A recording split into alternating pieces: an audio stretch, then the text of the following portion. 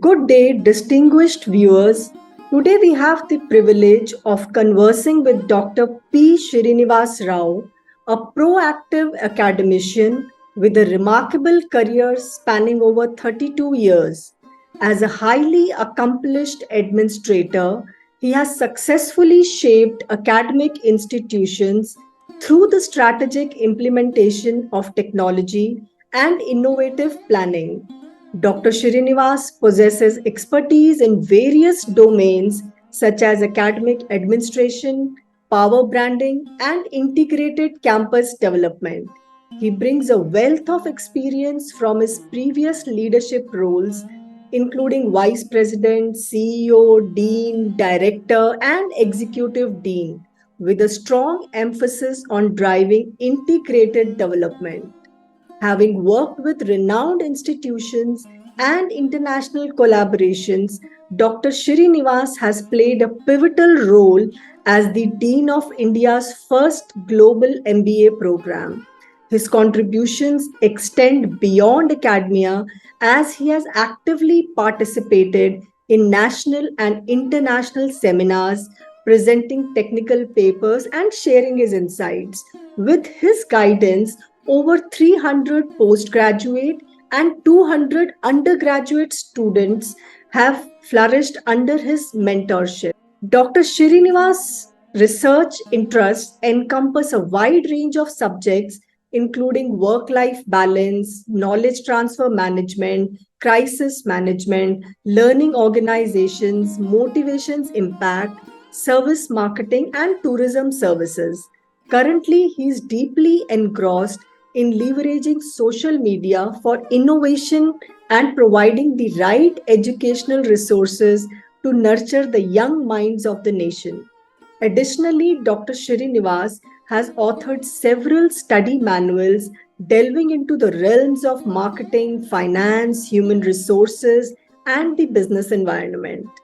Academically, Dr. Srinivas holds an impressive array of qualifications, including an MBA in marketing, an MBA in HR, a PhD in marketing, and a DLIT. He has actively participated in global summits and conferences hosted by esteemed institutions such as the Indian School of Business, BHU, IIFT, XLRI, IIM Kolkata, IIM Bangalore, IIM Ahmedabad, IIM Nagpur, and IIM Kozhikode. In his recent assignments, Dr. Srinivas has served as the Director of Integrated Development with AMC City Group of Institutions and as the Executive Dean of Don Bosco Group of Institutions in Bangalore. Presently, he holds the position of Director at the Firebird Institute of Research and Management in Coimbatore. With his wealth of experience and remarkable academic credentials, Dr. Srinivas is a valuable asset to the academic community. He continues to inspire and mentor the next generation of leaders, leaving an indelible mark on the field of education. Folks, we are honored to have Dr. P. Srinivas Rao with us today. We are excited to learn from him and glean insights from his wealth of knowledge.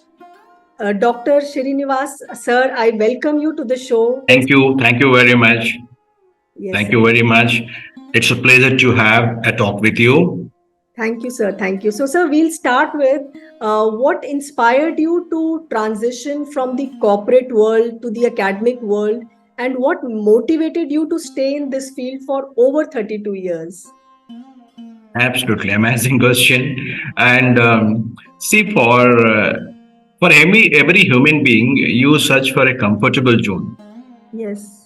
Consciously or subconsciously, we search a comfortable zone to work or to nurture our future.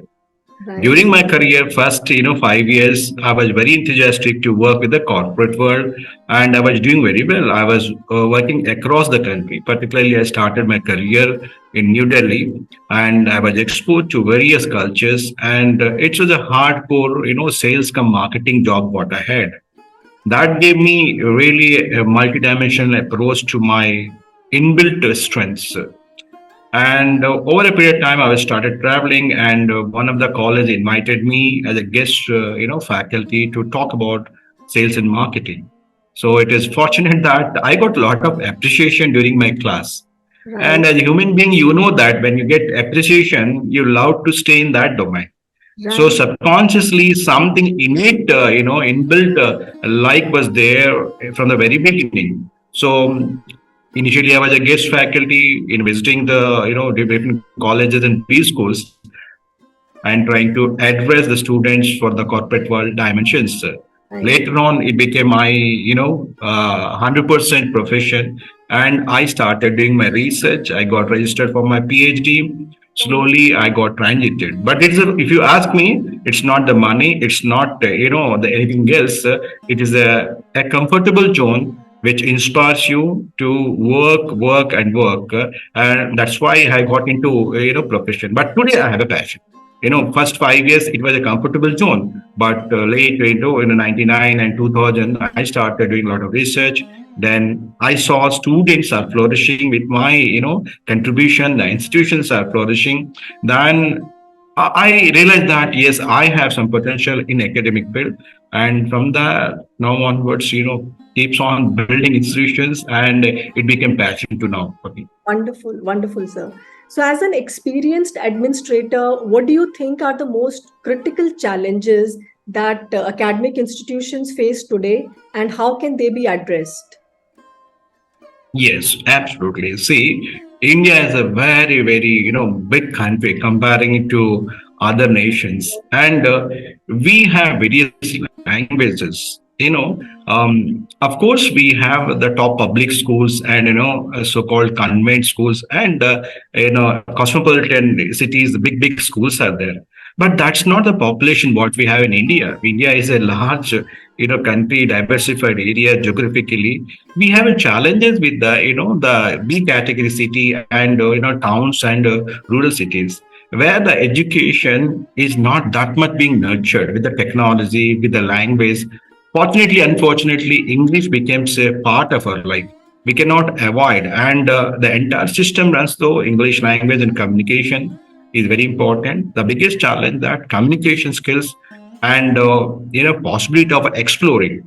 And our education system is a mark-based education system, first class, second class. But life doesn't give only this. We need to have a lot of contemporary affairs in our course and personality enhancement program in the course. I get challenges because I basically had a business school, and I was also heading engineering colleges.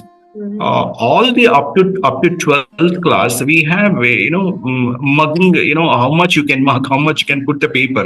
It's more examination oriented. Right, It is not a learning experience oriented. I get this challenge because I need to work on the basics of the students, either right, in a UG or in PG.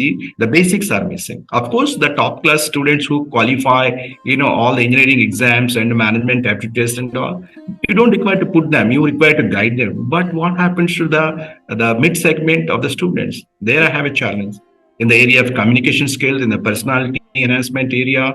Then, of course, the exposure to various states, exposure to various languages. India needs two basic languages. One is English, one is Hindi.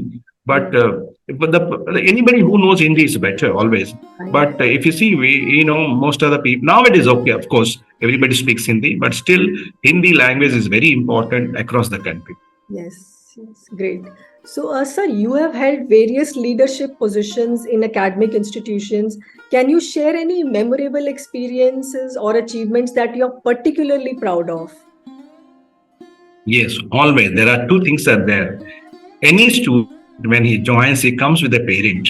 Right, And parent dreams are more important than the student dreams because, see, in a middle class family, India, almost all the student they study through loans, they study through support to the parent. Whole parents' income is put on the students, right, either it is engineering or it is the management.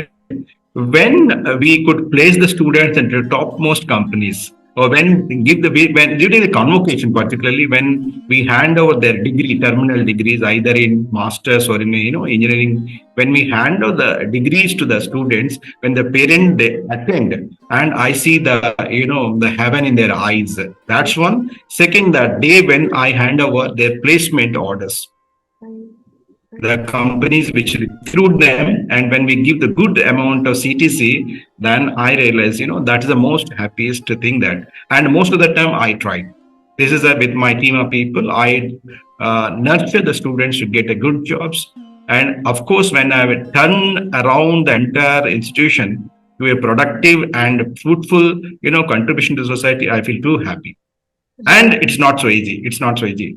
As a leadership position, we have to change the entire gamut to a productive. And it's the running an academic institution. It's much bigger task than the normal business, because you are responsible to thousands of parents. You are Yes. responsible to the government. You are responsible to the students, their career. You are Right. responsible to entire society. I cannot, I cannot run like a business, general business, if by just doing a branding. We have to be, and our students, they get connected throughout life.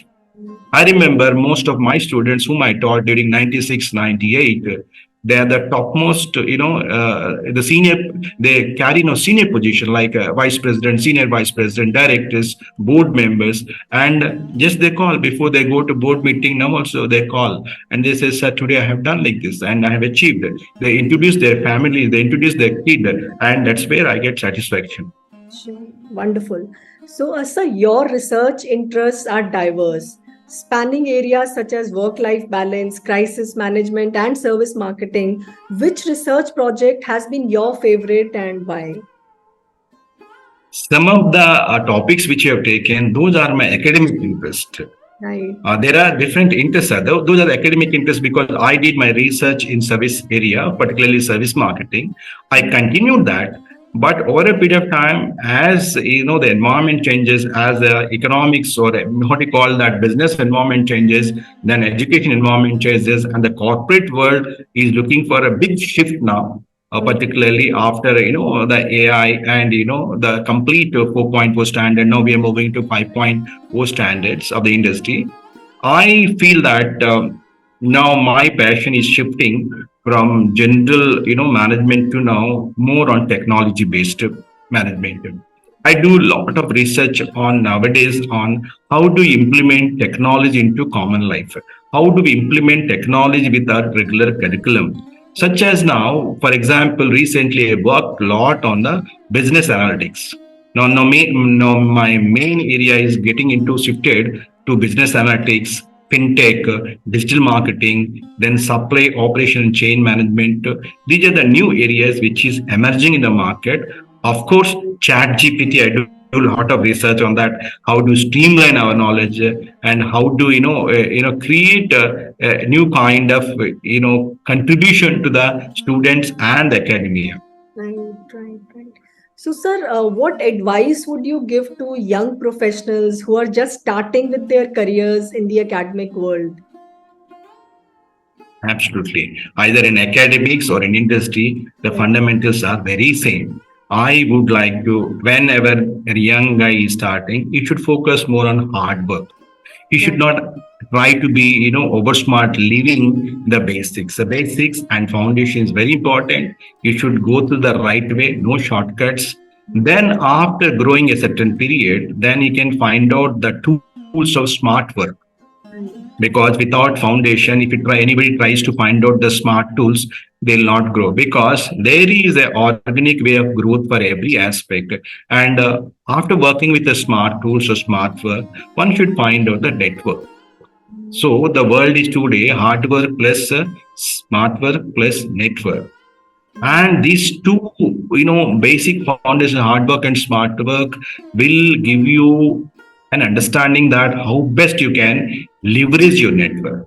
right, When you are with leverage with your network, the possibility of getting into every domain becomes very easy, and you have people resources with you. When you have people resources and technology with you, anything you touch that becomes gold. right. Great, sir. So, sir, as someone who has worked with international collaborations, what do you think are the benefits of such collaborations for academic institutions and their students? Absolutely. It is one of the primary area which we need to understand that. Look at our Prime Minister today. The way he works entire globe, the way he connects our country to entire world, the way India is being positioned is remarkable. Similarly, today, the business or the education is not confined into the four walls of classrooms. It is across the globe. And today, there is nothing called it's a global or local. Everything is a common. Today, our life is entire universe. We are living in the whole world. Our day-to-day affairs are connected to everywhere. So when you are traveling in other countries, when you're interacting with other nation students, when you're interacting with other faculties, you try to explore the culture, the technology, the business strategies, and also the confidence you get, the confidence of the global platform you get it. See, a guy who is working in a deep south, when he's asked to go to Delhi, it's very difficult for him. Similarly, a person who is working only in India asked to start a business in US or in China, it's very difficult. So now, you know that government of India is also allowed a foreign university into in the country, because the foreign collaboration will help us to have the global platform equations, our education system. So this will help our students to operate at a global level. Wonderful. Definitely, foreign professors, foreign projects. See, today mobile technology, whatever you have, it is all are basically imported. Today we are doing now. We are doing also equally good. But automobiles or mobiles or drugs, pharmaceutical company, all are it is a collaborated work. But today India is leading in all these areas. So you can import the technology, you can learn the culture, but at the same time you have to fine tune your own strengths on it. Definitely, definitely. So, sir, what do you think are the most significant risks that startup entrepreneurs face, and how can they be mitigated? Yes, this is one area one has to work very, smart way. We have a startup culture, and initiating an organization is not so easy. It needs a lot of background homework is required. For example, proper market research has to be done. First thing, market research, and the pricing areas of the product, and product life cycle, and also the competitor analysis. And you have to create a cap model, a competitive advantage profile, how you could be different from others. Many, somebody has started some edutech and we start, it doesn't work for you. Somebody has started some, dairy products, we'll also start. It's not that. You have to find a niche segment. When you want to do a startup, you have to find a niche segment which is not being tapped. Yeah, you have to keep on improvising on the niche segment also, because competition never stops. For example, now, Make in India, when we started, it was a little, how we can do it now. We are doing it. Our unicorns are listed across the world now. We are doing better. Now, today Indian entrepreneurs are equally good as compared to any other, the multinational companies. And you see that our CEOs, all the global MNC CEOs are in Indians now. Most of them are Indians. That means we have that skill and we have the spirit to do something. Now government is also is leveraging the every facility is supporting the machinery is supporting, and the spirit of the young minds need to nurture. Yes, definitely, sir. So, as someone who has successfully raised funds for your business, what advice would you give to entrepreneurs who are looking to secure funding for their startups? One has to be very careful. I personally suggest that before getting into startup, before getting into entrepreneurship, one should have experience working with some vertical. And also, funds management is not so easy as we think it. It is a complex, matrix will come. preferably one should earn some money. One should earn some money, because the system, some it will not support you completely whenever you are in trouble. So when you work and when you can back up with your self funding, it will always help you in the working capital. Of course, one try to understand the government policy also, but funding needs a special advisor. In this area, government, advisor mentors are there, startup mentors are there, and also there are a lot of consulting companies are there. Maybe not MNC standard, but local consulting firms are there. One should take an advice, because um, the biggest problem whenever you start a new enterprise, starting, introductory time, you need a lot of pushing. The same time, the growth level also need pushing. By that time, the fresh entrepreneurs, then they exhaust their fund, and they try to, somebody would like to, if your company is good, they will take over. So I suggest that a professional advisor, members are required, mentors are required on this area. So, sir, what do you think are the most important skills that entrepreneurs need to have in order to be successful, and how can these skills be developed? Consistency. Actually, the consistency in their efforts. I don't say it's a skill, it's in a behavior. Consistency need to be there.